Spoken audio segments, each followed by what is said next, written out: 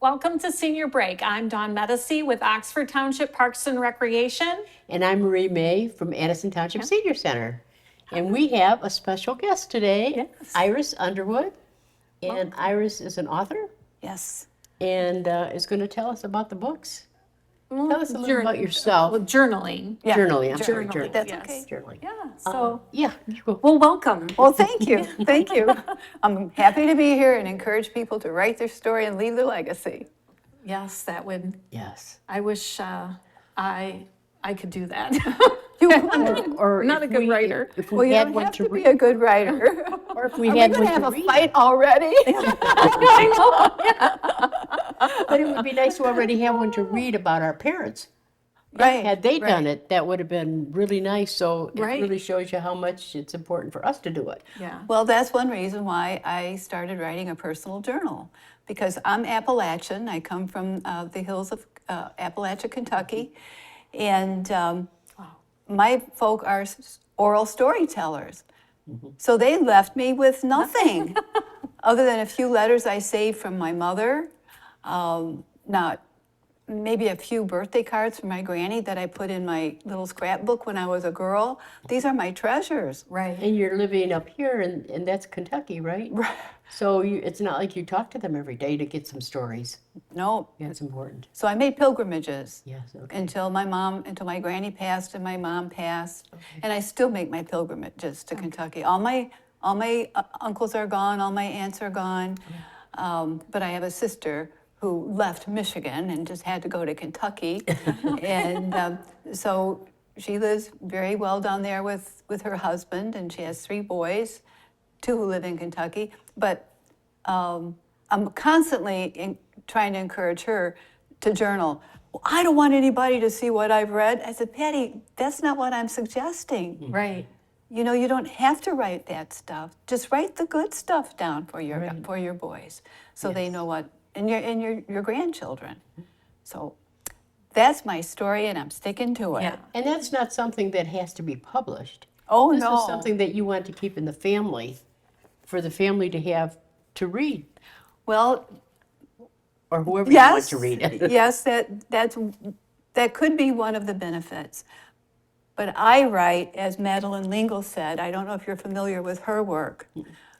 She wrote A Wrinkle in Time, which is a famous children's story, and A Circle of Quiet. Both of these books focus on the importance and significance in the process of writing a personal journal. And you do it for yourself first, for your well-being, to understand your purpose. You know, why did God send you to this planet? See, that's my belief. A lot of people who don't have that belief, that they should write just for their own personal health, or to keep track of their life. Now that I'm 76 and in the process of forgetting little things, it's wonderful to have my journal to refer to. It's true, it's good for yourself too, not just for somebody else. Absolutely. Well, it's for me first, is to keep track of my life, the day, my experiences, and then the danger signs when it comes to relationships. You know, I don't want to hurt anybody, but it's going to happen in this human existence. So Madeline Lingle was the one who encouraged me, if I may read one really quick line. Sure. From the book. And I copied in my journal from Teklov's letters. You must once and for all give up being worried about successes and failures. Don't let that concern you. It's your duty to go on working steadily, day by day, quite quietly, and be prepared for mistakes, which are inevitable, and for failures. So my objective is nothing other than to be honest with myself when I write my journals, and let that guide me. I'm not interested in success. I'm not interested in failures. Now that would be different than the story of your life, right? Right. A journal. Right. I mean, that type of journal. Yeah, which Because- I've been working on for 20 years. Okay. Okay. It's 2 different things. It's Yes. okay. Because a memoir is a formal piece of work. It's nonfiction. Okay. A journal, of course, is nonfiction as well because it's the truth. It's what really happened. Okay. But when you're working on a piece for publication, there's great standards you have to uphold, which I don't uphold any standard in my journal other than telling the truth. Okay. I cannot be dishonest to myself. I have to tell the truth. Even if I'm disillusioning myself, it's what I believe at that point in time. Yeah. And really, why wouldn't you tell the truth? Because that's why you're writing it. Right. Why sugarcoat something? Right. Yeah. Right? Yeah. Yeah. Well, sometimes the truth is hard to face. Right. When I lost my firstborn daughter to the drug culture, that was a slow 8-year process. And I had to take some responsibility in her death. My husband had to take some responsibility in her death. But ultimately, we did not make her choices for her. Right. She made her choices. So that quandary, I really worked out in my journals. So now that I'm in this season of my life as a widow, I'm searching for other things that are significant, but I know I have enough experience. God will bring it to me.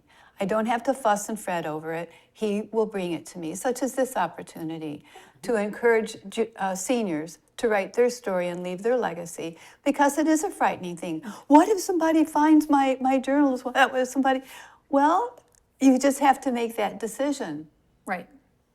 because they're going to love you anyway, no matter what kind of stinker you were.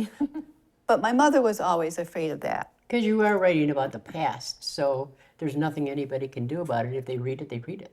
You know, this is a good point. It's not only the past, it's the present and it's the future.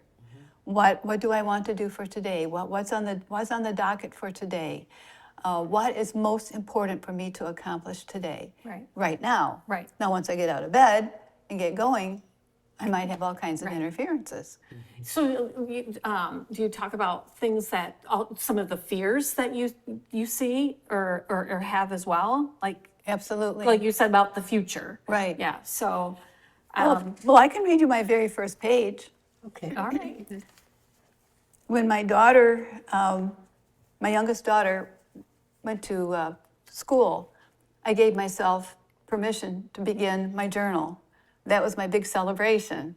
And all I had in the house was this. Okay.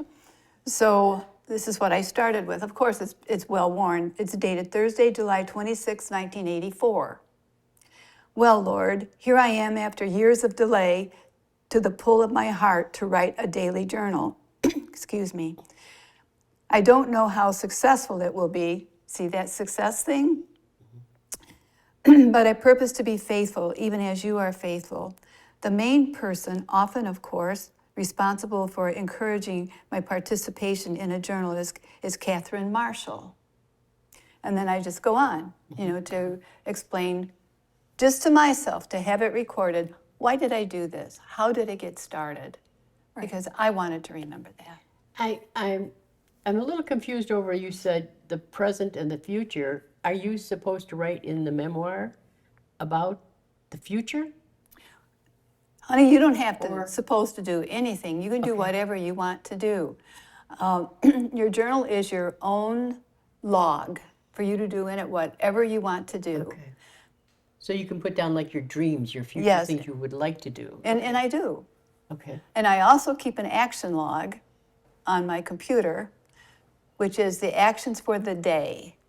Okay. And at the bottom of that action log are future actions as they come to mind. Because I'm at the age where I am starting to forget things. Right, so you So need I, that so I reminder. want to write them down. All right, well, we have to go to a break. So Okay. when we come back, I want to talk a little bit more about that, so. Okay. All right, we'll Great. be right back.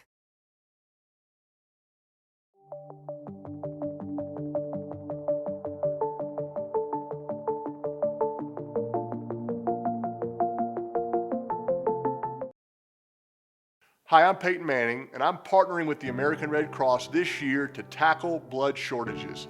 Giving blood's important because every 2 seconds, someone actually needs blood, and unfortunately, only like 3% of the U.S. population donates. So We have to step up to give and to make sure there's plenty of blood available for those in need. Visit redcrossblood.org to get in the game and make an appointment to give.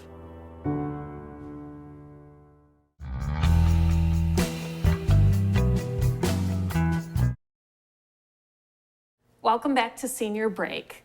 All right, so we were talking a little bit about what you write and how it's evolved. You had shared about the fear part of it, and that triggered for me my papa, my grandfather.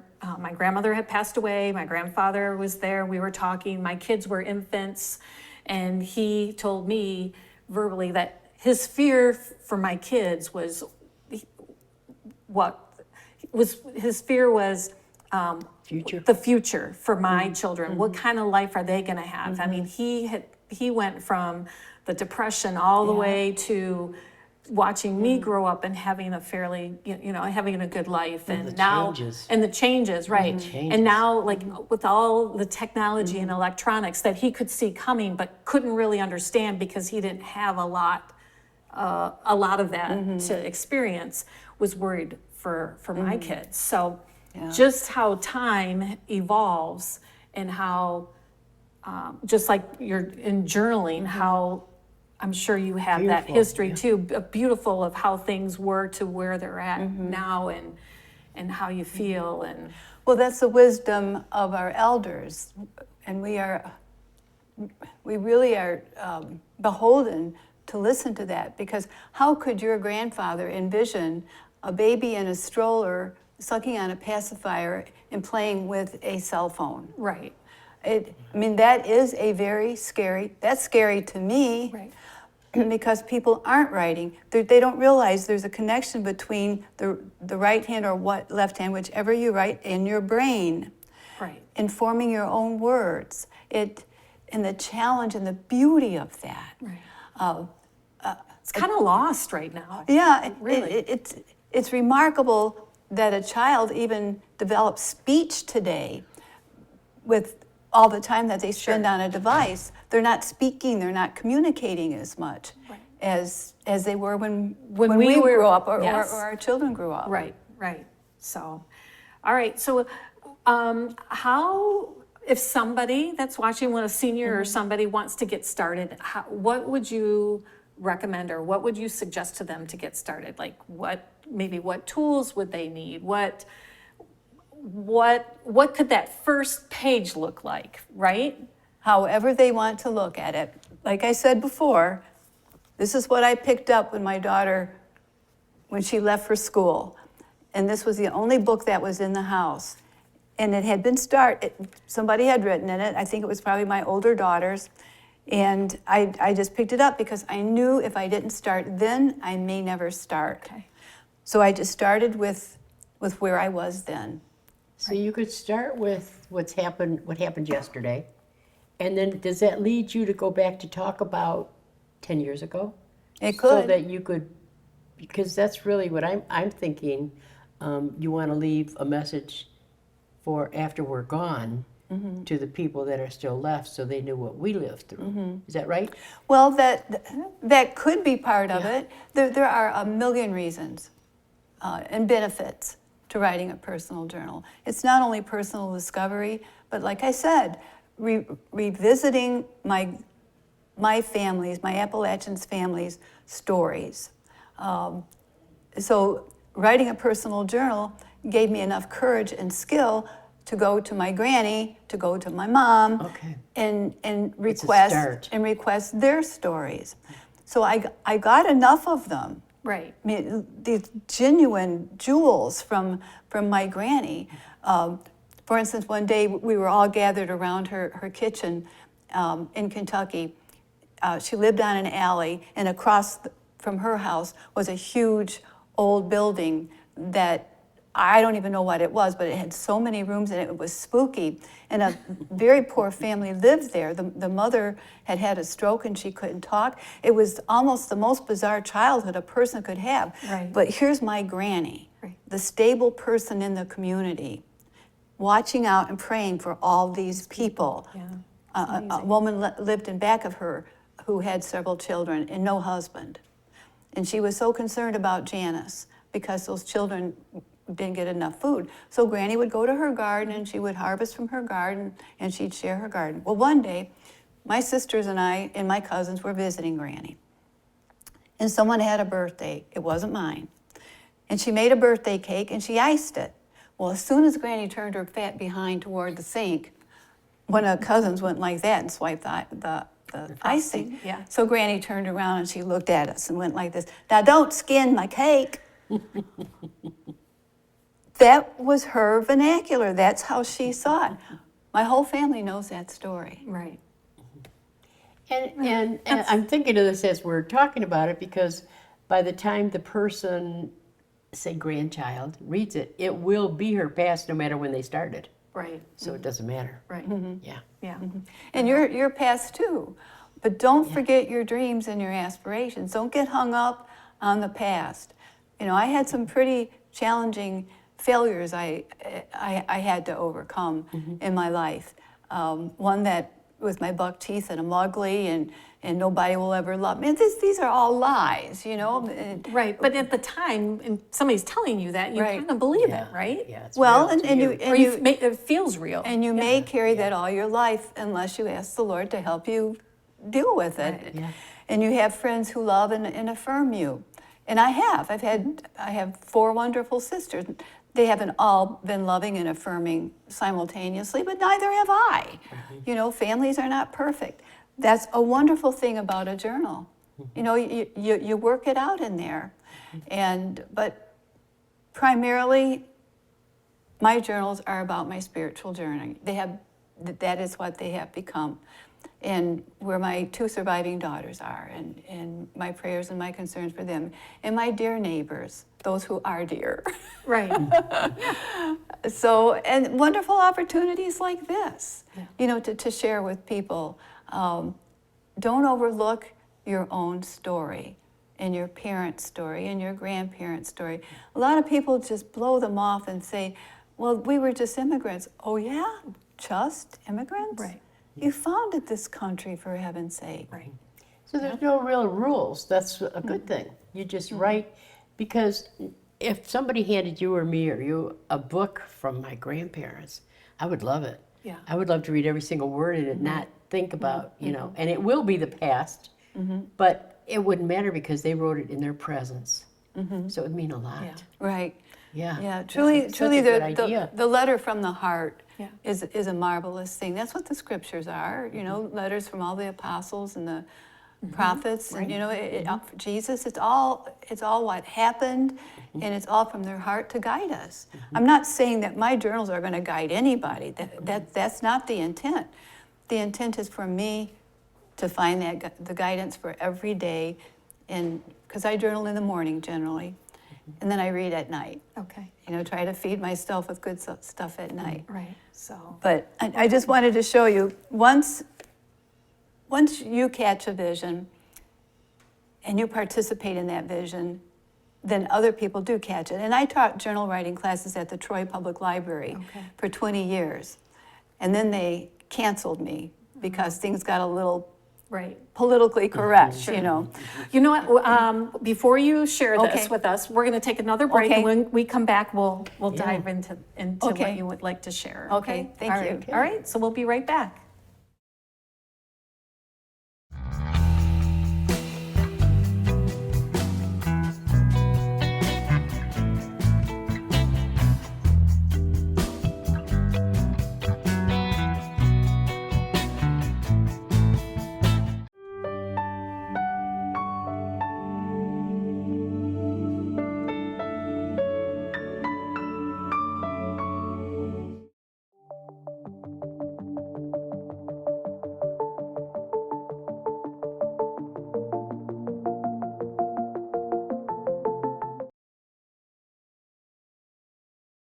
Welcome back to Senior Break. All right, so you're going to share with us another journal? Yes, this one was made for me by Diana Denverno.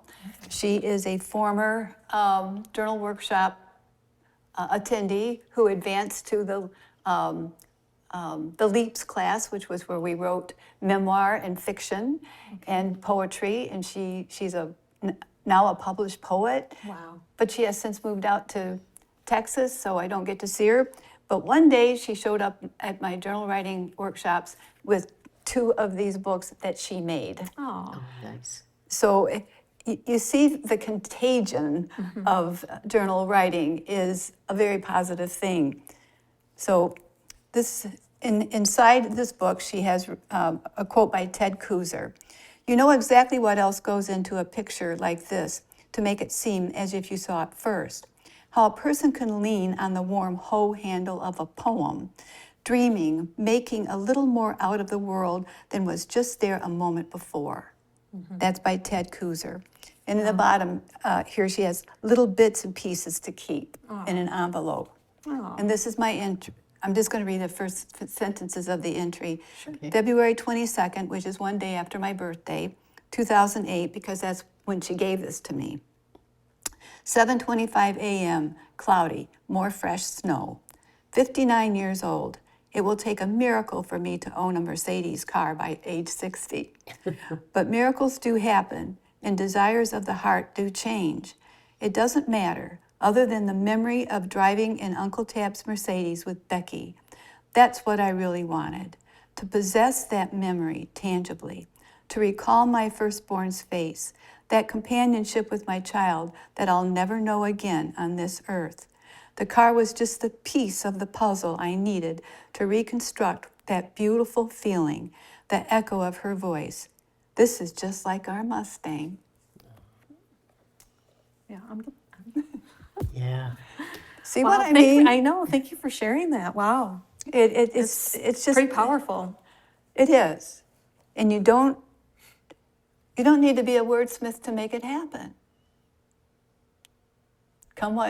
Write down what comes to you and go from there, and don't ever let anyone belittle it. Yeah, that's important. Because if someone finds it and they want to belittle it or whatever, you just turn your deaf ear. Because this book is not something that you would hand to your grandchild after a couple chapters, right? This is something that you keep for life and you just keep writing in it. Right. Well, this one is exhausted. Okay. So, I now have 50 journals. Okay. And this That's is good. my 51st journal. We're gonna try for one, right? Okay, go ahead. Well, I started younger. Yeah, what, 59? 59. 59? Now, see, that's a pretty ripe age. That's what I'm going to be this year, 59. Wow. So I'm, 58 right now, and the end of the year I'll be 59, and maybe this is the time to get started. And there's no time limit. We all mature at different paths, and we all have different callings and gifts. So this was a gift, speaking of a gift, for my daughter, Ruth, my baby, Ruth, who spent some time out in California visiting her sister. She was accepted to a leadership class at Stanford.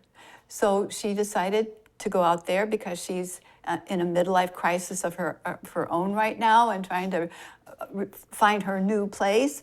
So she brought me back this journal. Very nice. Now, I'm not particularly fond of Stanford and what they stand for, but nonetheless, this is a gift.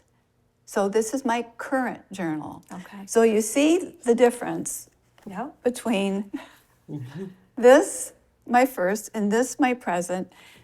And I'm not going to use the word evolution, but it is. It is a growth process where everyone who you touches you, and we cannot stop that process. It's to embrace it, spit out the bad, and swallow the good. Right. Yeah. And that's done in your journal also. So I've had, people give me personal journals all the time as gifts. That's nice. So I never have to buy one. Yeah. Most of my journals have been either made or given to me. So this one is already exhausted. Thankfully, this one is going to take a while to exhaust. So, But what a nice gift for your grandchildren, to have that Yes. little pile of books. That you could that would be, that's Yeah. really a gift.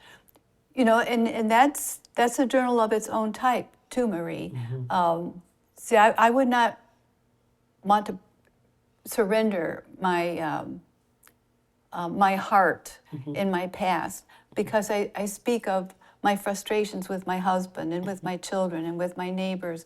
I work out my life in my journals. I don't, if my children choose to read them, they do.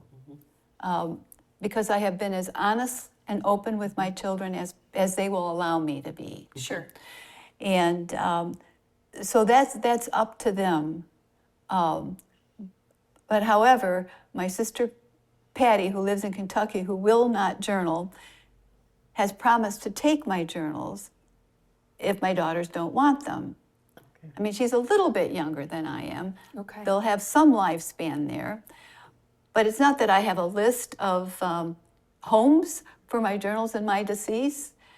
I have one Right. at this point. If my children don't want them, my sister wants them. And someday they might want them. Right. And they'll be very glad that your Right. sister has them. Yeah. Well, a good idea. I would think so. Yeah. You know, sometimes honesty is a better to my own self, my own self discoveries. Yeah. I mean, they throw me for a loop sometimes. Yeah. Yeah.